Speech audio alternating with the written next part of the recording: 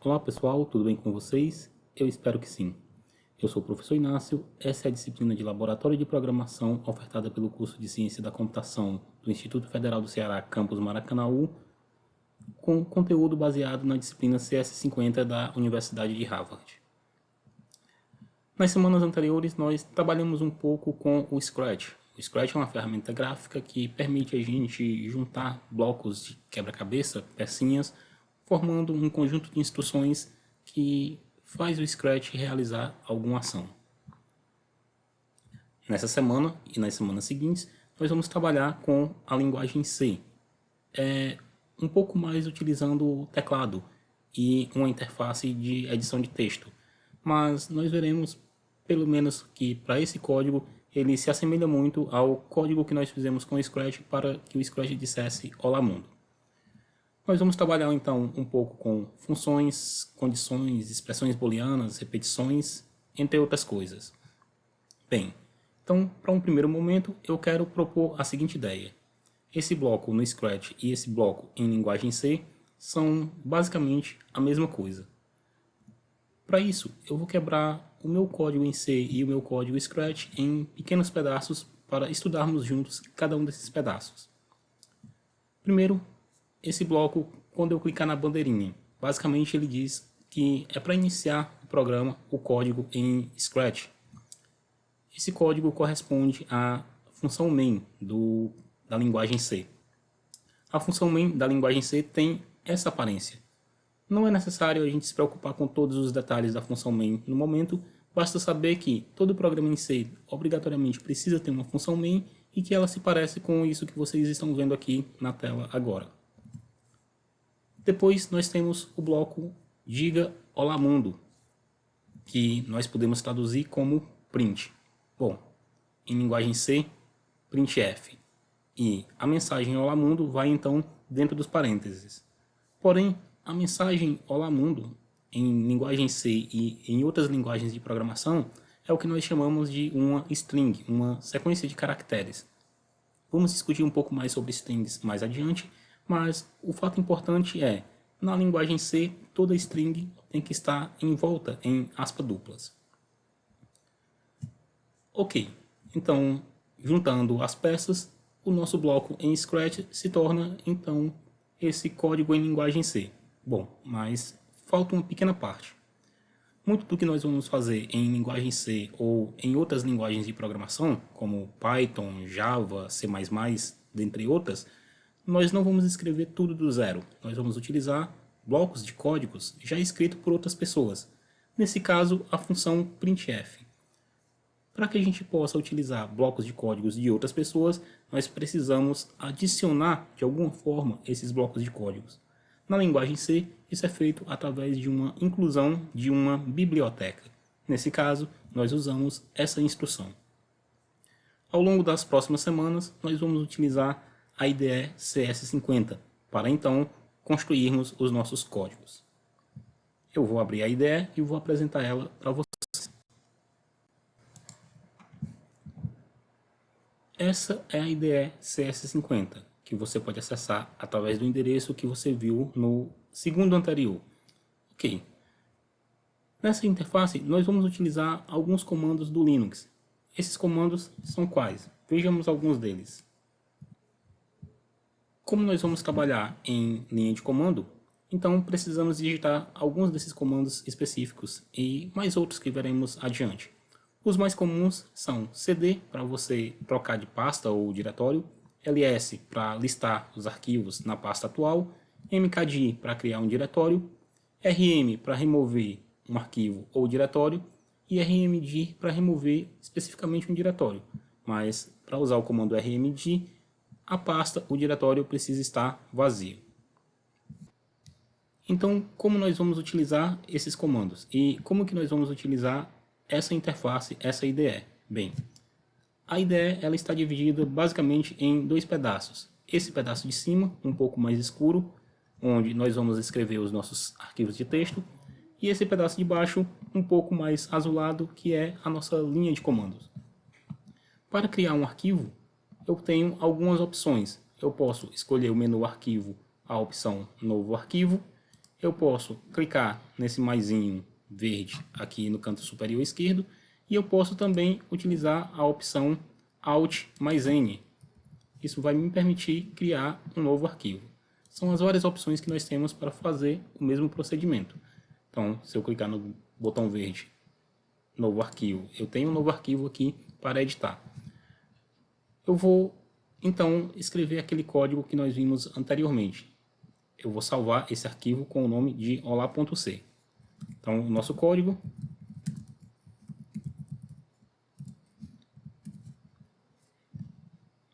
que eu vou salvar dentro do diretório w1 com o nome olá.c e vou então escrever o conteúdo dele. Lembrando que em linguagem C, todo programa precisa ter uma função main. No nosso caso, a função main tem algo bem simples. A instrução printf com a frase olá mundo. Lembrando ainda que toda instrução em linguagem C precisa finalizar com um ponto e vírgula.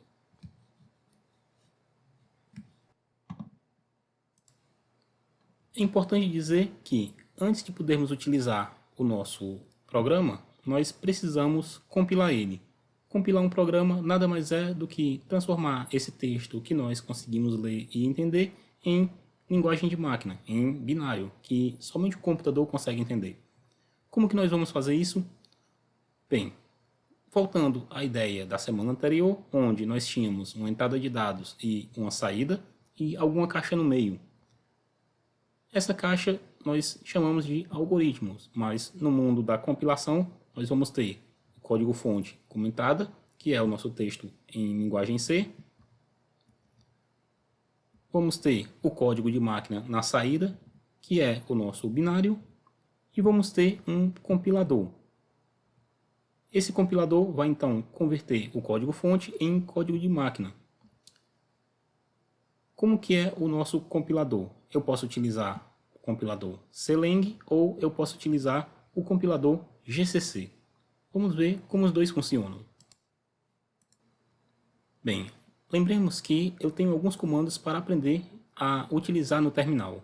Um deles é o comando ls. O comando ls ele lista os arquivos e pastas do diretório corrente, da pasta atual que eu estou no momento. Nesse caso, eu só tenho o arquivo olá.c. Quando eu utilizo o comando gcc e passo como parâmetro o arquivo olá.c, aparentemente não aconteceu nada. Bom, algo para você saber é que quando não acontece nada, provavelmente as coisas funcionaram. Para eu ter certeza que as coisas realmente funcionaram, eu vou utilizar o comando ls, que vai listar os arquivos dentro da minha pasta e nesse momento eu consigo ver um arquivo novo, chamado a.alt. Eu posso remover esse arquivo com o comando rm. Ele vai me perguntar se eu quero realmente remover esse arquivo, eu digo que sim, teclando y de yes, e o arquivo terá sido removido. Eu posso limpar o meu terminal com o comando clear e listar os arquivos novamente com o comando ls. Lembre que nós usamos o comando gcc para compilar o nosso código-fonte. Eu posso também compilar utilizando o compilador clang. O comando é exatamente o mesmo, trocando gcc por clang. Se eu listar o conteúdo, eu vou ter esse a.alt. Para ver o resultado do a.alt funcionando, eu digito .a.alt e teclo Enter. Nós vemos então a mensagem Olá Mundo. Bem, seria interessante que essa mensagem Olá Mundo ficasse numa linha sozinho. Para poder fazer isso, eu tenho que indicar dentro do meu printf que ele deve exibir uma nova linha depois de exibir a mensagem Olá Mundo. Eu faço isso introduzindo o caractere especial de nova linha, que é o N precedido de uma barra invertida. Eu tenho então que salvar o meu arquivo e testar. Bom, não aconteceu como esperado. Por quê? Porque toda vez que eu faço uma alteração no meu código-fonte, eu preciso compilar ele novamente. Bem, a gente pode compilar de uma outra maneira. Por quê? Toda vez que a gente compila utilizando o GCC ou o compilador Clang, ele vai sempre produzir esse arquivo a.alt. Uma maneira de a gente compilar e já ter um nome adequado para o nosso arquivo é utilizando o GCC ou o Clang com a opção "-o". Eu digo então o nome do arquivo que eu quero criar, eu digo o arquivo de código-fonte que eu quero compilar e, como resultado, eu vou obter um arquivo chamado olá. Eu agora posso executar esse arquivo chamado olá e pronto, temos a mensagem olá mundo em uma linha separada.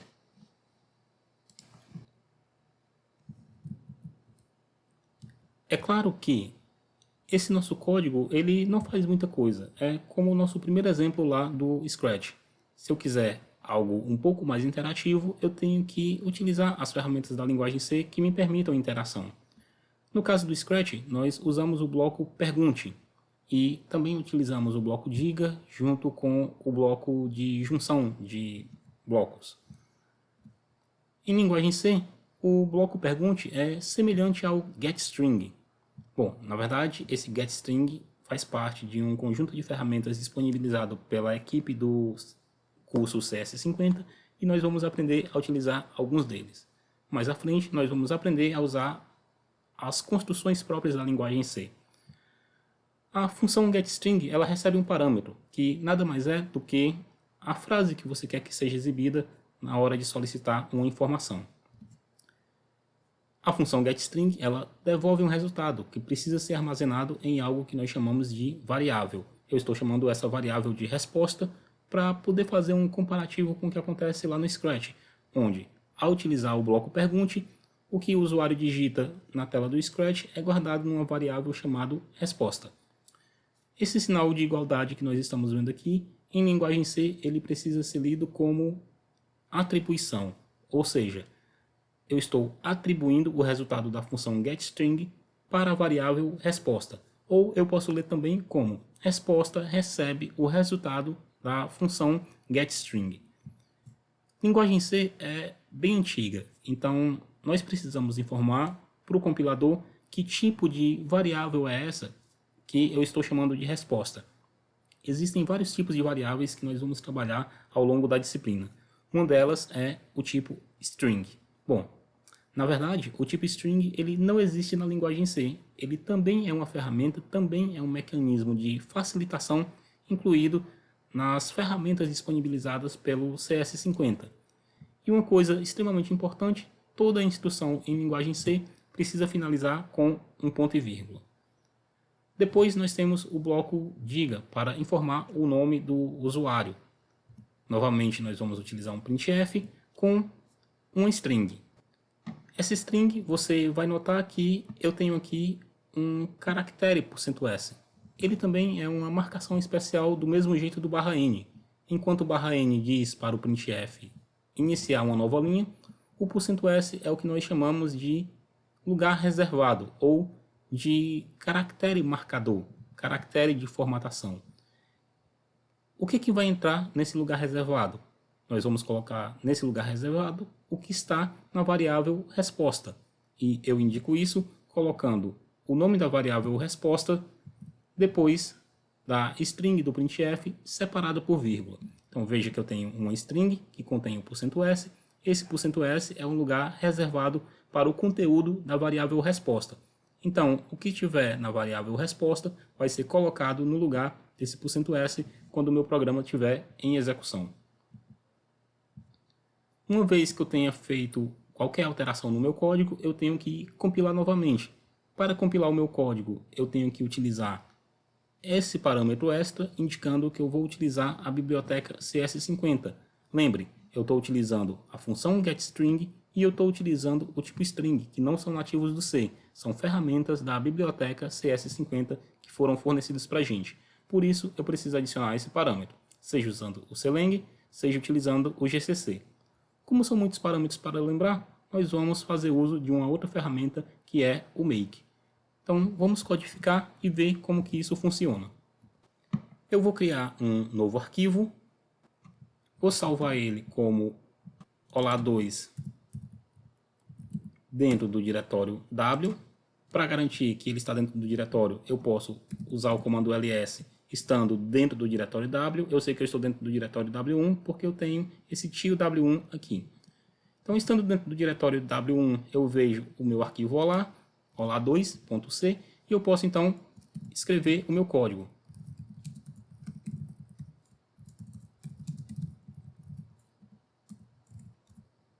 Eu vou então criar uma variável chamada resposta. Essa variável vai ser do tipo string e ela vai receber informações da função chamada